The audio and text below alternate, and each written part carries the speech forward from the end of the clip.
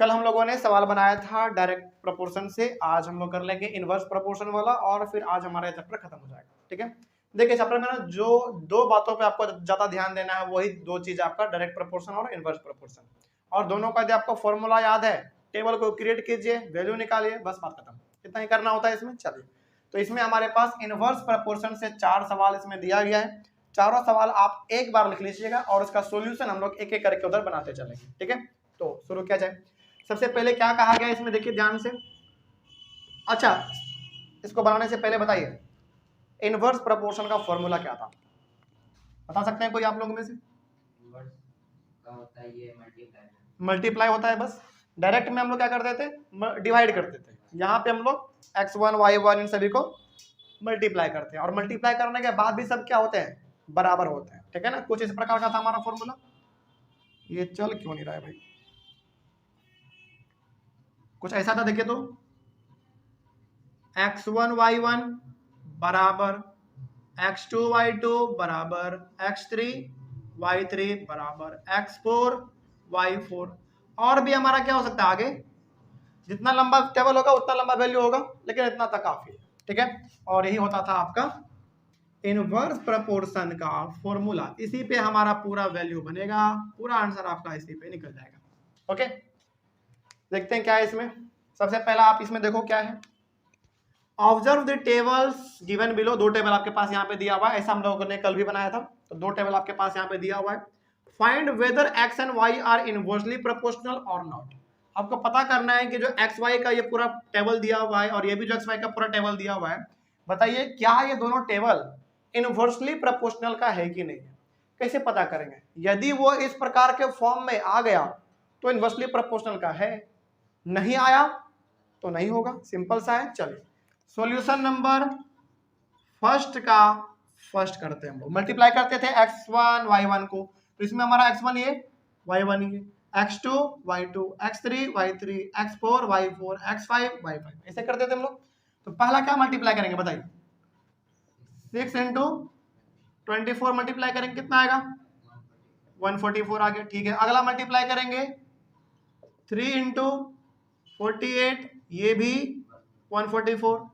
36 into 4 करेंगे, ये भी 144। ओके, उसके बाद फिर 72 इंटू 2 करेंगे, ये भी 144, और 16 इंटू 9 करेंगे, ये भी 144। इट मीन्स सारे का वैल्यू क्या आया, इक्वल आया। तो क्या हम कह सकते हैं, हमने कैसे मल्टीप्लाई किया, डिवाइड करके नहीं, सिंपल सा ऊपर वाले को नीचे से मल्टीप्लाई किया, किसके बराबर होगा, अगले वाले के, फिर वो अगले वाले के, फिर वो अगले वाले के। यानी कि इस फॉर्मूला के अकॉर्डिंग हम लोग चल रहे हैं और सारे का वैल्यू 144 बराबर आया।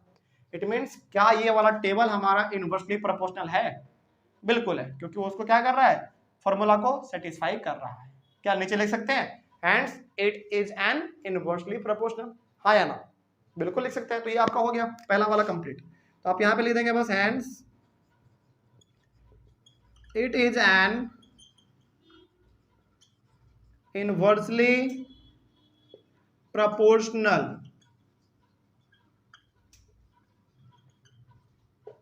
सेकेंड वाला भी कुछ इसी प्रकार का है, करते हैं सेकेंड वाला। चलिए देखिए, इसमें भी मल्टीप्लाई करना पड़ेगा हमको 9 इंटू 4 को, 9 इंटू 4, उसके बाद 12 इंटू कितना है 3 है, उसके बाद 6 इंटू 8, उसके बाद 2 इंटू 18, उसके बाद 1 इंटू 36। बताइए कितना होगा, 36 36 48 36 और ये 36, क्या सारा इक्वल है?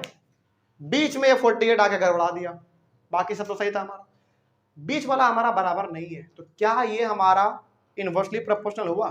नहीं हुआ। अच्छा, इनवर्सली प्रोपोर्शनल कब होता? जब सब का वैल्यू बराबर आता। क्या बराबर है? बिल्कुल नहीं है। It means it is not an inversely proportional, ये हमारा इनवर्सली प्रोपोर्शनल नहीं है। तो यहां पे लिख देंगे hence it is not an inversely proportional. बस हो गया। फर्स्ट नंबर सवाल आपका कंप्लीट हुआ। सेकंड पे आते हैं, ठीक है। और सेकंड वाला ना आप एक बार पढ़ो, आपको पता चलेगा कि ऐसा कोई सवाल हमने कल भी दिया था आपको, ठीक है। इसको मिटा दे क्योंकि जगह नहीं है हमारे पास, तो मिटाना ही पड़ेगा इसको। इसका स्क्रीनशॉट लीजिए एक बार जल्दी से आप लोग, ऑनलाइन वाले बच्चे आप लोग। उसके बाद सेकंड नंबर सवाल देखते हैं। और सेकंड नंबर बताइए क्या आपसे बन जाएगा। बड़ा सिंपल है, इसी प्रकार का कल हमने दिया था, बस फर्क क्या है फॉर्मूला का, बाकी सब चीज तो सेम ही है। सेकंड नंबर देखते हैं क्या कह रहा है, बनाने से पहले समझ लेते हैं। If X and Y are inversely proportional. अच्छा, पहले ही कह दिया आपको इसमें कि ये जो एक्स और वाई का सारा वैल्यू आपको दिख रहा है वो सब किस में है, इनवर्सली प्रोपोर्शनल में। पहले ही कर दिया आपको, बता दिया पहले आपको। अब आपको प्रूफ नहीं करना है, प्रूफ नहीं करना है आपको, पहले से वो क्या कर दिया, बता दिया है कि नहीं है। हाँ है, सिंपल, पहले कह दिया आपको। तो आसान, यानी कि हमारा काम तो इन्होंने आसान कर दिया, ठीक है। आगे यानी कि यदि ये पूरा इनवर्सली प्रोपोर्शनल है, इसका मतलब ये पूरा वैल्यू इस फॉर्मूला को सेटिस्फाई कर रहा होगा। बिल्कुल, आगे बढ़ते हैं। Find the values of x1 x2 y1 y2। कहाँ है, y1 यहाँ है, x1 यहाँ है, x2 यहाँ है, y2 यहाँ है। इन सब का आपको वैल्यू पता करना है। चलिए करते हैं, बड़ा सिंपल है। सॉल्यूशन नंबर 2, क्योंकि ये सब हमारा इनवर्सली प्रोपोर्शनल में पहले से है, तो इन दोनों को मल्टीप्लाई करेंगे तो किसके बराबर होना चाहिए, इन दोनों के बराबर होना चाहिए, है ना। सब बराबर है आपस में, तो दूसरा यानी कि यदि सब आपस में बराबर है तो ये दोनों भी आपस में बराबर होंगे, फिर ये दोनों भी बराबर होंगे, फिर ये दोनों भी, और फिर ये दोनों भी, सब आपस में बराबर है। तो हम लोग यहाँ पे पहला दो वाला लिख लेते हैं। पहला क्या है, 12 इंटू 8 किसके बराबर होंगे बताइए, 16 इंटू y1 के बराबर होंगे, ठीक है। और हमने आपको बार बार कहा है कि मल्टीप्लाई आप बिल्कुल मत करो, नहीं तो फंस जाओगे, ठीक है। हालांकि यहाँ पे छोटा सा वैल्यू है, हम लोग मल्टीप्लाई करेंगे भाई तो कोई दिक्कत नहीं होगा, लेकिन जब बड़ा वैल्यू आ जाना मल्टीप्लाई आप मत करना, ठीक है। डिवाइड कर देंगे इधर को इधर से लाके, वो ठीक रहेगा। तो 12 into 8 divided by 16 equals to y1। बताइए यहाँ पे किसका वैल्यू निकलेगा हमारे पास, y1 का निकल जाएगा। तो यदि हम लोग उसको काटे 8 से कितने बार में, 2 बार में, और ये कितना 6, यानी कि 6 इक्वल्स टू y1। तो 6 का वैल्यू निकल गया, सॉरी y1 का वैल्यू निकल गया 6। तो यहाँ पे हमारा क्या आएगा, 6 आएगा। सिंपल, लिखना नहीं है यहाँ पे, वहां पे आपने लिख दिया, आपका हो गया। अगला बढ़ते हैं। अब जब आपको ये वाला मालूम चल चुका है तो ये दोनों भी टेबल आपस में बराबर होंगे, दोनों बॉक्स, है ना। अगला देखते हैं।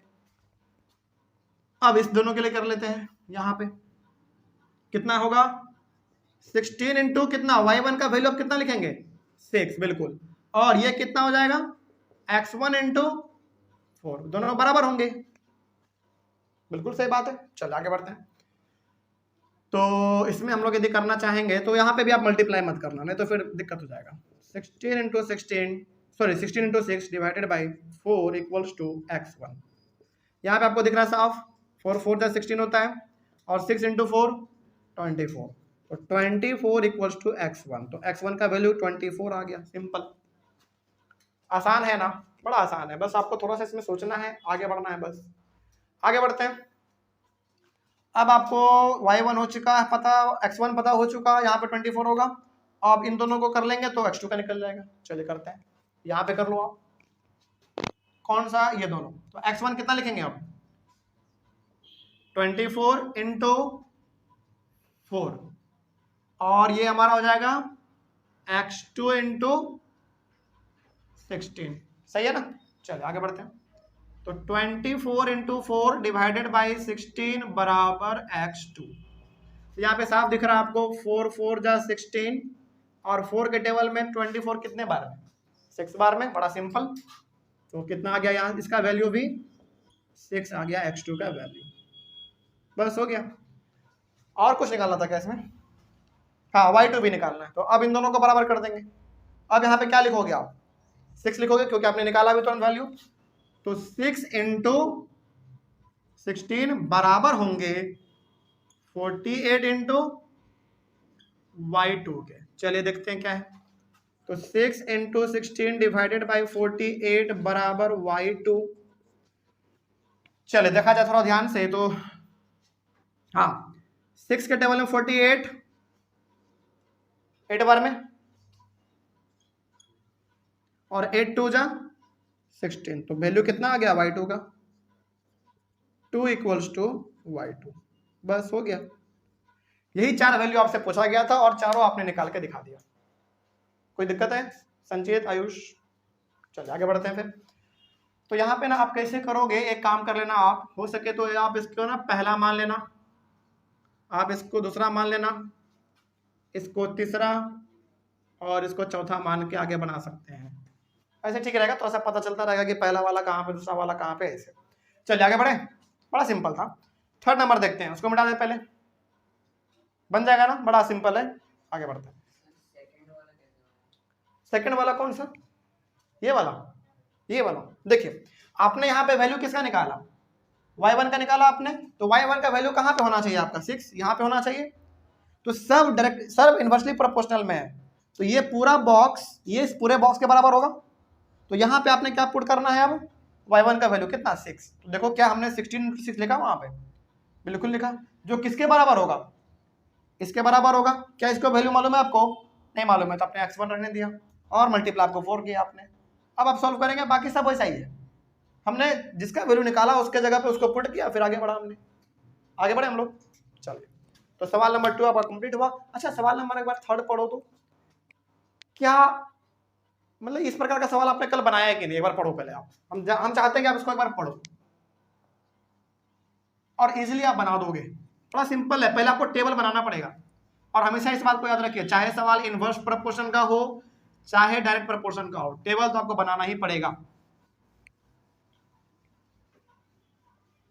देखो ये सवाल पहले से टेबल में था, ये भी टेबल में पहले से था, और जो टेबल में नहीं है उसमें भी आपको टेबल क्रिएट करना पड़ेगा। ठीक है, चलिए सवाल नंबर 3 देखिए जरा ध्यान से, क्या कह रहा है, पहले पढ़ते हैं सवाल को। ठीक है, देखिए, if 45 men can do a piece of work in 49 days। Piece of work का मतलब क्या समझते हैं, काम का कोई टुकड़ा, वही होता है, लेकिन आप इसको ऐसे समझ लीजिए कि चलिए मान लीजिए हमको एक गड्ढा खोदना है। ठीक है, एक हमको गड्ढा खोदना है, और उस गड्ढे को ना 45 आदमी मिलकर जब खोदता है तो उसको कंप्लीट कर देता है कितने दिन में, 49 डेज में। यानी कि गड्ढा जब खोदना शुरू करता है गड्ढा, तो 45 मेन लगते हैं, तो 49 डेज में कंप्लीट हो जाता है वो। ठीक है, तो अब आप बताइए कि in how many days will 35 man do it. जब 45 यानी कि जब 45 आदमी खोद रहा है तो 49 दिन यानी कि 49 डेज में वो कंप्लीट कर देता है। तो बताइए जब हमारा 35 आदमी मात्र काम करेगा तो वो कितने दिन में खोदेगा? आपके हिसाब से क्या आना चाहिए जरा बताइएगा, क्योंकि ये सवाल हमारा है इनवर्स प्रोपोर्शन का, तो क्या होना चाहिए। देखो 45 आदमी लग रहा है तो 49 डेज में कंप्लीट हो रहा है। ठीक है, अब आपने आदमी का संख्या क्या किया, घटाया या बढ़ाया, घटा दिया, तो दिन कम लगेगा या ज्यादा, ज्यादा लगेगा, बस हो गया, सिंपल। तो इसमें आपको दो चीज पकड़ना है, किन किन चीजों को आप पकड़ पा रहे हैं, पहला मेन और दूसरा डेज। तो यहां पे हम लोग दो टेबल बनाएंगे, पहला आप लिख लो नंबर ऑफ मेन का आप पहले बना लो, और दूसरा आप बना लो डेज, नंबर ऑफ डेज। चलिए आपको मालूम है अब दोनों कॉलम में हमको क्या लिखना पड़ता है, मेन वाले में मेन को और डेज वाले में डेज को। तो पहले बताइए कितना दिन में खत्म करता है। अच्छा पहले मेन कितना है, 45, 45 आदमी कितने दिन में काम करता है, 45 आदमी कितने दिन में, 49 डेज में ना, बिल्कुल। तो बताइए कि आखिर 35 आदमी कितने दिन में उसको खत्म करेगा, तो हम इसको क्या मान लेंगे, y1, क्योंकि नीचे में हमारा y होता है तो इसको आप y मान लो, बस सिंपल हो गया। अब आपको मालूम है ये दोनों आपस में क्या होते हैं, मल्टीप्लाई करके बराबर होते हैं, तो कर देंगे, बड़ा सिंपल सा है। नाउ पहला तो 45 इंटू 49 बराबर होंगे किसके, 35 इंटू y1। अच्छा हमने मल्टीप्लाई क्यों किया, मल्टीप्लाई करके दोनों को बराबर क्यों किया, क्योंकि सवाल है हमारा इनवर्स प्रोपोर्शन का, तो ऐसा ही होता है इसमें, फॉर्मूला हमारा ये कहता है, देख लो, है ना। चले तो अब यहाँ पे भी आपको क्या करना है, मल्टीप्लाई करना है, नहीं बिल्कुल नहीं, मल्टीप्लाई बिल्कुल नहीं करना है, 45 इंटू 49 चलिए डिवाइडेड बाई 35 बराबर y1। चलिए इसमें ना हम लोग कुछ काट उठ लेते हैं, थोड़ा सा आसान हो जाएगा हमारे लिए। इसको हम लोग यदि इसको 5 से काटेंगे तो कितने बार में, 9 बार में, ये 5 से कितने बार में, 7 बार में, और फिर ये 7 से 7 बार में। नीचे में क्या कुछ बचा, कुछ नहीं बचा, तो ऊपर में क्या है, केवल 9 इंटू 7 कितना 63 बराबर y1। इसका मतलब समझा आपने? इसका मतलब ये हो गया कि यदि 45 आदमी को उस गड्ढे को खोदने में 49 दिन लगता है तो ऑब्वियस ये बात है 35 आदमी को 63 दिन लगेगा, क्योंकि आपने आदमी का संख्या क्या कर दिया, घटा दिया, तो बढ़ क्या गया, नंबर ऑफ डेज बढ़ गए, और एक घटता है तो दूसरा बढ़ता है, किसमें, इनवर्स प्रोपोर्शन में। बस सिंपल सा है। अच्छा, अब सवाल यहाँ पे ना आप लोगों को ये दिक्कत होगा कि सर सवाल में हम कैसे पहचानेंगे, सवाल में हम कैसे पहचानेंगे कि ये हमारा इनवर्स प्रोपोर्शन का सवाल है या डायरेक्टली प्रोपोर्शन का सवाल है, क्योंकि बनता तो लगभग दोनों उसी प्रकार से। हालांकि आपको टेबल क्रिएट तो दोनों उसी प्रकार से करना है, बाद में हम लोग फॉर्मूला लगाते हैं ना, फॉर्मूला तो बाद में लगेगा, लेकिन पहले आप टेबल क्रिएट जो करोगे वहीं पे आपको सोचना पड़ेगा ना कि सवाल डायरेक्ट प्रोपोर्शन का है या इनवर्स प्रोपोर्शन का, आप कैसे पता करोगे? वहां से पता नहीं चलेगा आपको, कहां से पता चलेगा, क्वेश्चन से पता चलेगा। देखो क्वेश्चन को ना पकड़ना सीखो, इसको बड़ा सिंपल है। देखो आपको यहाँ पे दिख रहा है यदि 45 आदमी 49 दिन में काम करता है तो ऑब्वियस ये बात है आदमी हमने कम कर दिया तो दिन क्या लगेगा, ज्यादा लगेगा, यानी कि आदमी को आपने कम किया तो दिन ज्यादा लगेगा, तो एक घट गया तो दूसरा बढ़ गया। इट मीन सवाल किसका है, इनवर्स प्रोपोर्शन का है। अच्छा, डायरेक्टली प्रोपोर्शन का सवाल यदि आता तो कैसा आता, ऐसा आता। देखो यदि 45 दिन में 45 आदमी यदि 49 दिन में काम खत्म करता है तो बताइए 60 आदमी कितने दिन में काम खत्म करेगा? आपने यहाँ पे आदमी का संख्या क्या कर दिया, बढ़ा दिया, आदमी का संख्या आपने बढ़ा दिया, तो ऑब्वियस सी बात है हो सकता है कि गड्ढा थोड़ा सा और बड़ा होगा तो उसको ज्यादा समय लगेगा। हालांकि यहाँ पे आपने आदमी का संख्या बढ़ा दिया तो टाइम दिन घटना चाहिए, लेकिन आप इसको ऐसे समझो कि गड्ढा बहुत बड़ा होगा, ऐसे भी आप लोग समझ सकते हैं। तो सवाल आपका दोनों तरीके से आ सकता है, तो सवाल को देख के पहचानना है इसमें क्या करना है आपको। सवाल में आपको पता चल जाएगा आदमी को घटा दिया दिन ज्यादा लगेगा, सिंपल, एक घट रहा दूसरा बढ़ रहा है। लेकिन डायरेक्टली प्रोपोर्शन का सवाल ऐसा नहीं आता, उसमें ना उसमें भी आपको पता चल जाएगा कि अच्छा एक को बढ़ाया तो दूसरा भी क्या होना चाहिए, बढ़ना चाहिए, एक घटाया तो दूसरा भी घटना चाहिए, ऐसा उसमें होता है। इसमें कोई दिक्कत नहीं ना। चलिए, तो यहाँ पे y1 का वैल्यू का मतलब है कि 35 आदमी 63 दिन में उस गड्ढे को खोद देगा। ठीक है, चलिए कोई दिक्कत नहीं ना इसमें। लास्ट सवाल हमारा है, क्या लास्ट सवाल आपसे बन जाएगा? जरा एक बार देखो तो, ये भी इसी प्रकार का है, बस आपको टेबल क्रिएट करना है, बन जाएगा।